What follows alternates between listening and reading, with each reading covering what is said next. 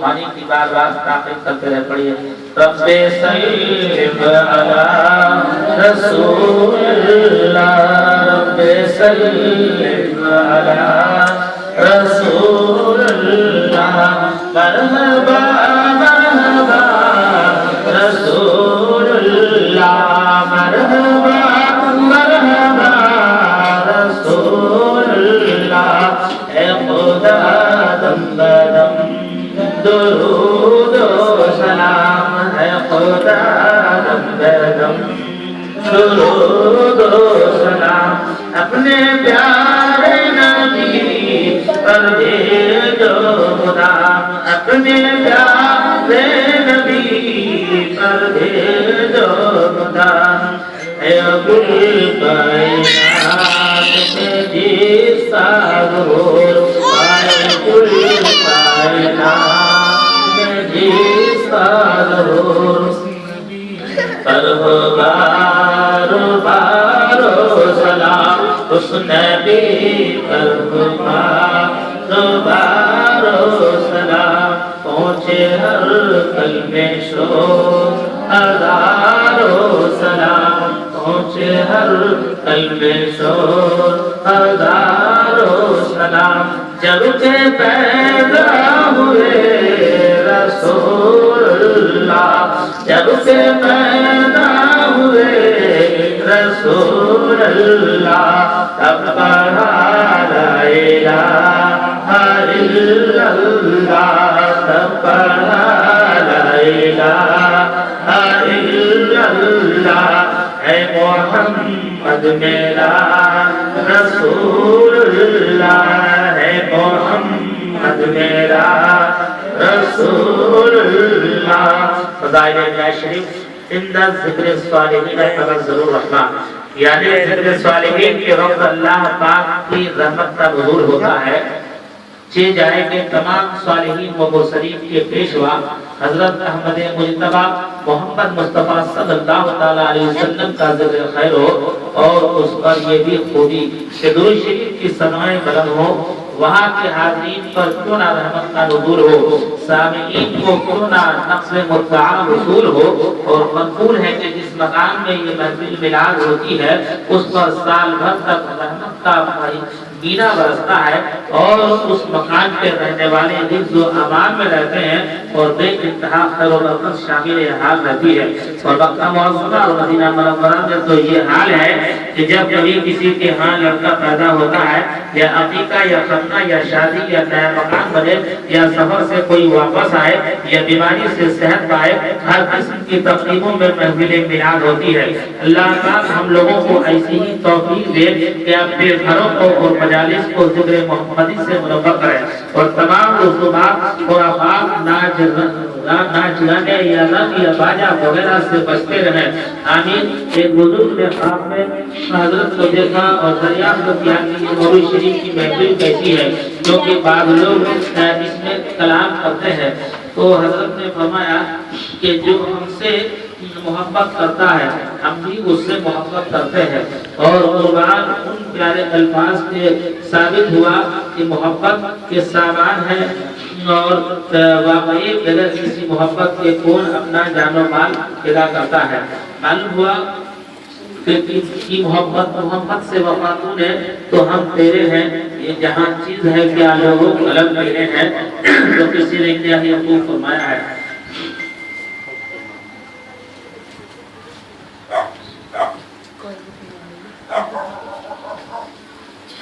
محدث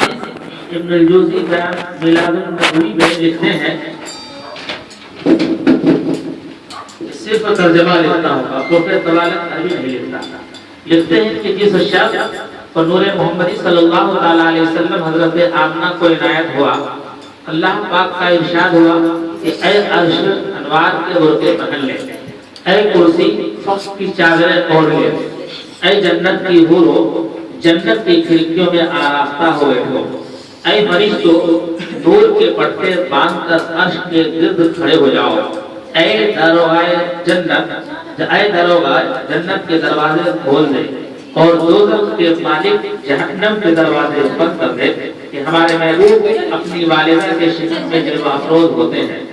روایت ہے حضرت بی بی آمنہ فرماتی ہیں کہ حمل کے شروع سے 6 مہینے تک مجھے کوئی علامت حمل کی ظاہر نہیں ہوئی، جو عموماً عورتوں کو اس حالت میں گرانی یا بار معلوم ہوا کرتا ہے،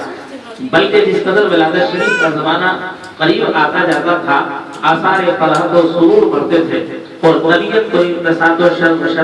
شرمخوری ہوتی تھی، اور سب سے زیادہ میری عزت و توقیر تو یہ ہوئی کہ ہر مہینے میں ایک پیغمبر آتے تھے اور مجھے خوشخبری سناتے تھے۔ یعنی پہلے مہینے میں حضرت آدم علیہ السلام تشریف لائے اور فرمایا کہ اے آمنہ تمہارے شکم مبارک میں وہ صاحب عزت و تعظیم ہے جو سارے عالم کا بزرگ ہے، اور دوسرے مہینے میں حضرت نوح علیہ السلام تشریف لائے اور فرمایا تمہارے شکم میں فرزند ہے جو صاحب نصرت و فتوح ہے،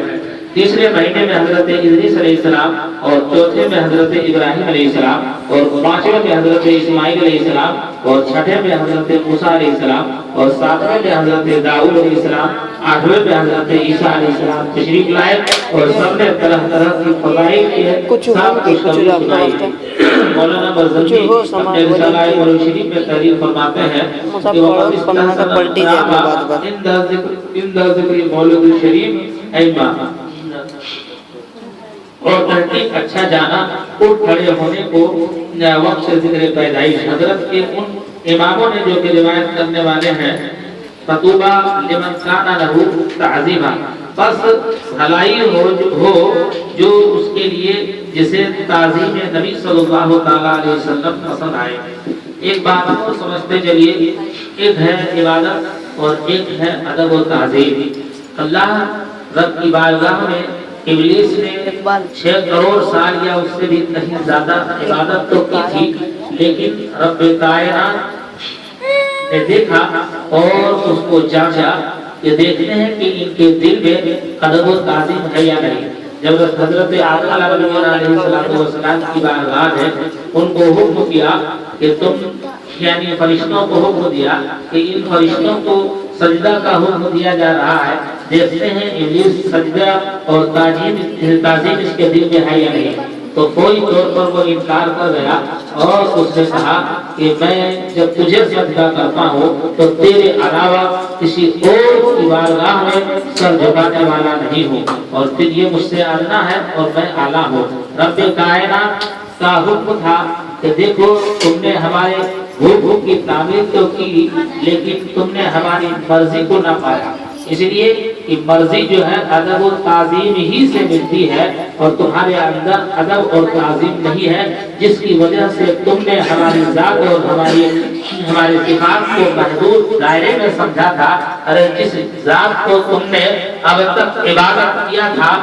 اب تک تم نے اس کو سر و سجود ہوا تھا اور سجدہ کیا تھا، اسی ذات کا جب حکم ہے اور اسی ذات کے نور کی تعظیم کے لیے تم کو جب حکم دیا جا رہا ہے تو تم انکار کر گئے اور تم نے ہماری ذات کو محدود سمجھا، اس لیے نکل جاؤ بارگاہ سے، اور اس کے دل میں لعنت کا خوف ڈال دیا اور وہ ہمیشہ ہمیشہ کے لیے گمراہ ہو گیا۔ عزیزان ملت اسلامیہ بعین ہی، اگر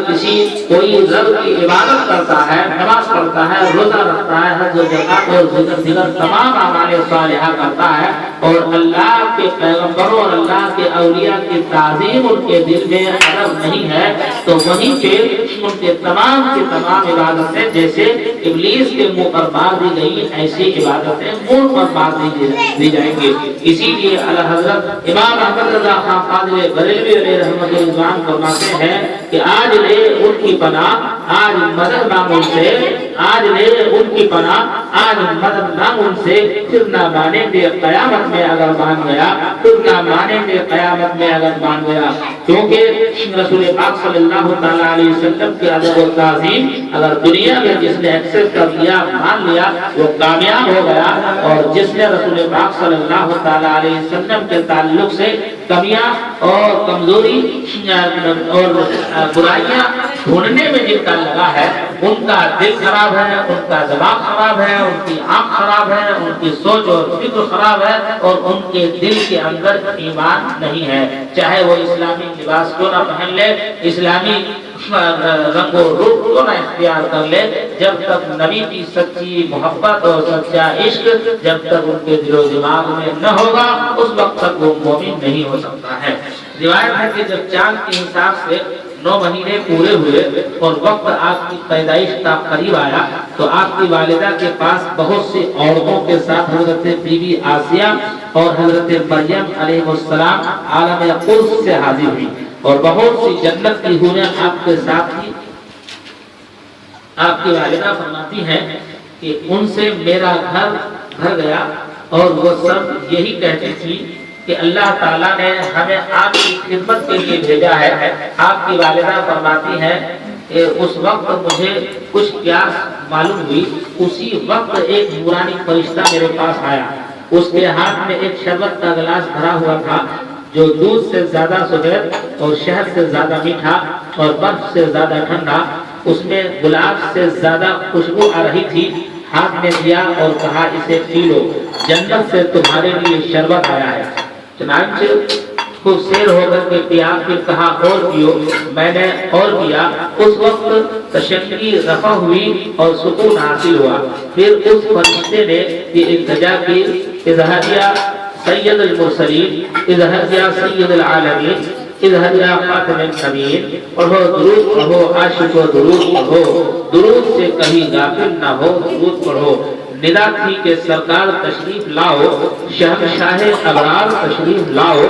رسول کے سردار تشریف لاؤ، دو عالم کے مختار تشریف لاؤ، زمین کو بھی عزت ہو عرش علا کی، دکھا جاؤ بندوں کو قدرت خدا کی، کھڑے تھے ملک وہی تقلید اب ہو، کہ خوش جس سے روح رسول عرب ہو، نکل جائے محفل سے جو بے ادب ہو، اٹھو تاکہ تعظیم محبوب رب ہو۔